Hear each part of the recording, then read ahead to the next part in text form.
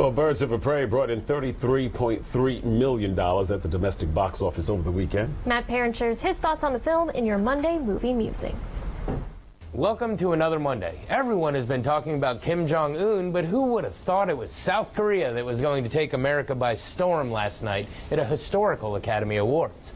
Parasite was the first South Korean film nominated for an Oscar, winning for Best Original Screenplay and Best Director, while also fulfilling my prediction of being the first movie ever to win both Best Foreign Language Film and Best Picture. So congrats to Parasite. Having spent the last 9 days reviewing Oscar-caliber films, I always try to take today to review a movie as far away from Oscar-worthy as possible. Not that I had much of a choice with only one new wide release. And yes, we had one nominated for an Oscar, but the newest offering from the DC Universe is not going to follow suit. So without any further ado, here's my take on Birds of Prey and the fantabulous emancipation of one Harley Quinn.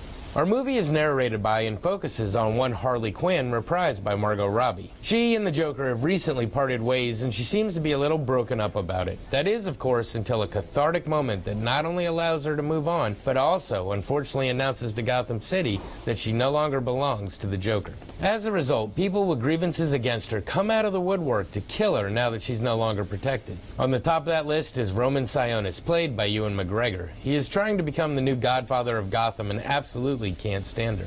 As fate would have it, though, he needs a diamond possessed by a young girl, and Harley is capable of getting it. During this whole fiasco, we are introduced to the other players in the movie. Huntress is a rogue assassin. Black Canary works for Roman but doesn't like what he does, and Renee Montoya is a Gotham City detective building a case against Roman. As the movie progresses and shenanigans ensue, we realize that Roman isn't going to go away quietly, so our four characters, despite their differences, are going to have to work together to save their own skins. With plenty of action around every corner, the movie keeps us entertained enough with some help from the soundtrack. We, as the audience, decide to play along, if for nothing else, to see what the movie can do with its R rating.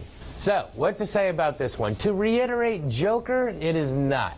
But it's fun enough for entertainment's sake. It underperformed at the theater, and I don't know if that's because people were trying to catch up on Oscar nominees or if it shot itself in the foot with the R rating.